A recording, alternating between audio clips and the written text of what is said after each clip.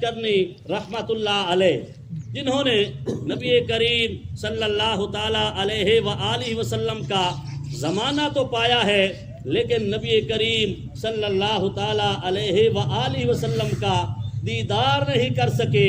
وجہ کیا تھی؟ زمانہ بھی ایک تھا، لوگ دور دراز سے سفر کر کے، کوئی فارس سے آ گیا اور کوئی حبشہ سے آ گیا، ہر طرح سے لوگ آ گئے دور دراز کے سفر کر کے، لیکن آخر کار وجہ کیا ہے کہ حضرت اویس رحمت اللہ علیہ انہوں نے نبی علیہ الصلوۃ والسلام کا زمانہ پانے کے باوجود نبی علیہ السلام کا دیدار کیوں نہیں کیا؟ تو لکھا یہ ہے کہ حضرت اویس رحمت اللہ علیہ اس وجہ سے نبی علیہ الصلوۃ والسلام کا دیدار نہیں کر سکے کیونکہ والدہ کی خدمت میں مشغول رہتے تھے۔ ایک مرتبہ اجازت چاہی کہ امی اگر اجازت ہو تو میں اللہ کے حبیب علیہ الصلوۃ والسلام کا دیدار کر آؤں۔ والدہ نے کہا بیٹا چلے جانا، لیکن یہ بھی خیال رکھنا میں تیری بڑی والدہ ہوں، میری اور خدمت کرنے والا کوئی نہیں، جلدی واپس آ جانا۔ جب حضرت اویس وہاں تشریف لے گئے تو وہاں نبی کریم صلی اللہ تعالی علیہ وآلہ وسلم کی موجودگی نہیں تھی، نبی علیہ الصلوۃ والسلام وہاں موجود نہیں تھے، سفر پر تشریف لے گئے تھے۔ نبی کریم صلی اللہ تعالی علیہ وسلم کو یہ پیغام دے کے لوگوں کے ذریعے سے کہ اللہ کے حبیب علیہ السلام آ جائیں تو بتا دینا قبیلہ کرن سے ایک بندہ آیا تھا جو نبی کریم صلی اللہ علیہ وسلم کے دیدار کے لیے آیا تھا، لیکن والدہ کی خدمت کی وجہ سے زیادہ دیر نہ رک سکا، وہ واپس چلا گیا۔ تو اللہ کے حبیب علیہ الصلوۃ والسلام نے اپنا ایک جبہ عنایت فرمایا۔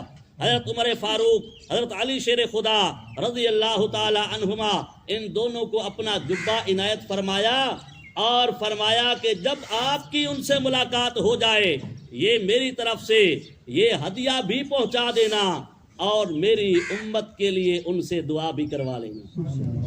قربان جاؤں کہ رحمت کائنات صلی اللہ تعالی علیہ وسلم جن کے لیے اللہ نے اس کائنات کو بنایا وہ کائنات کی روح ہیں، اگر نبی علیہ السلام کی ذات نہ ہوتی تو آج ہم اور آپ نہ ہوتے، یہ کائنات کی چہل پہل نہ ہوتی، یہ کائنات ہی نہ ہوتی۔ گویا کہ کائنات کا وجود اس لیے ہے کہ اللہ کے حبیب علیہ الصلوۃ والسلام موجود ہیں، جن کے لیے اللہ نے اس کائنات کا جال بچھایا، ساری دنیا ان کے لیے ترستی ہے۔ لیکن قربان جاؤں حضرت اویس سے جنہوں نے والدہ کی خدمت کر کے اللہ کے حبیب علیہ الصلوۃ والسلام کے دربار میں وہ مرتبہ حاصل کر لیا کہ اللہ کے حبیب علیہ الصلوۃ والسلام نے بھی ان کو دعاؤں کا کہا کہ میری امت کی مغفرت کی دعا کر دینا۔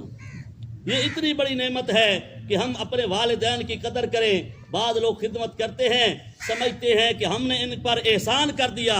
اللہ کے بندو احسان نہیں، میرے محبوب صلی اللہ تعالی علیہ وآلہ وسلم نے ارشاد فرمایا کہ یہ والدین وہ عظیم نعمتیں ہیں، وہ عظیم نعمتیں ہیں کہ اگر تم ان کے چہرے کی طرف نظر اٹھا کر دیکھو گے تو فرمایا اللہ مقبول حج اور عمرے کا ثواب عطا فرمائے گا۔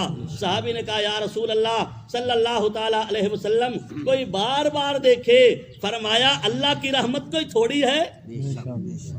تو اگر دن میں 100 مرتبہ بھی اگر کوئی والدین کا دیدار محبت سے کرتا ہے، والدین کے چہرے کو دیکھتا ہے، وہاں پیسہ لگا کے جائیں، پتہ نہیں قبول ہو کہ نہ ہو، پتہ نہیں ریاکاری ہو، لیکن یہاں فرمایا کہ مقبول، پہلے مقبولیت کی ضرب لگا دی، پہلے مقبولیت کی جو ہے ٹکٹ عطا فرما دیا کہ تم اگر والدین کے چہرے کی طرف محبت کی نظر سے دیکھو گے اللہ مقبول حج اور عمرے کا ثواب عطا فرمائے گا۔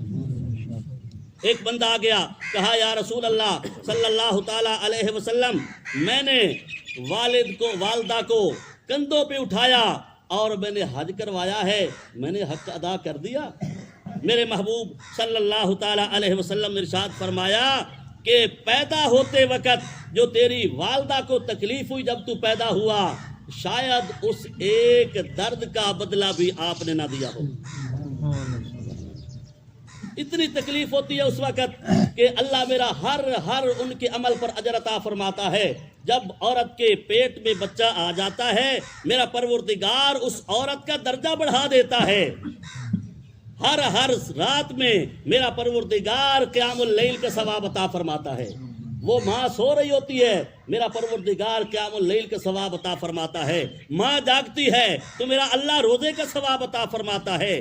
اور جب لیٹتی ہے اوہ اوہ کی آوازیں آتی ہیں، تکلیف ہوتی ہے، تو فرمایا ہر آواز کے بدلے میں میرا پروردگار ایک نیکی عطا فرماتا ہے. کس وجہ سے؟ کہ اس نے میری رضا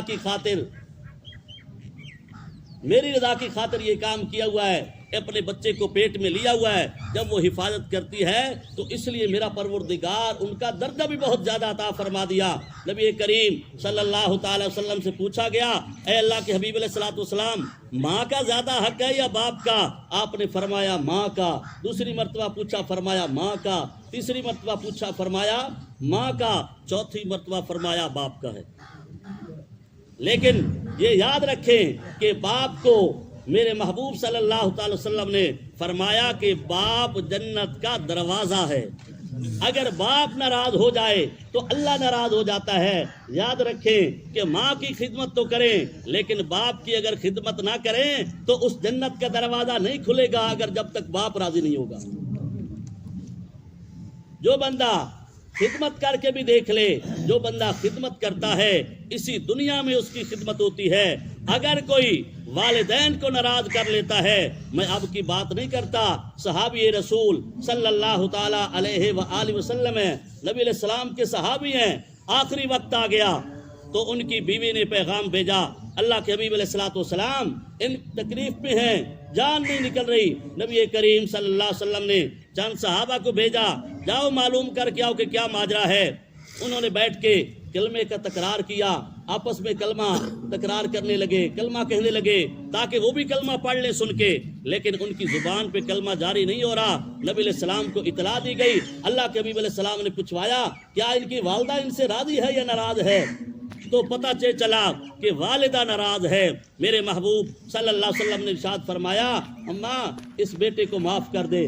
والدہ کہنے لگی، پوچھا یہ بیٹا کیسا ہے؟ کہا نماز پڑھتا ہے، روزہ بہت رکھتا ہے، نفلی روزے رکھتا ہے، نوافل بہت پڑھتا ہے. نبی علیہ السلام نے پوچھا، فرمایا کہ میں نے یہ نہیں پوچھا کہ نماز روزہ کتنا کرتا ہے، میں نے پوچھا ہے کہ آپ اس سے راضی ہے کہ نہیں ہیں. والدہ نے کہا میں تو اس سے ناراض ہوں. میرے محبوب نے فرمایا اس کو معاف کر دو. کہا میں اس کو معاف نہیں کروں گی. میرے محبوب صلی اللہ علیہ وسلم نے ارشاد فرمایا، جاؤ لکڑیاں اکٹھی کر کے لے آؤ.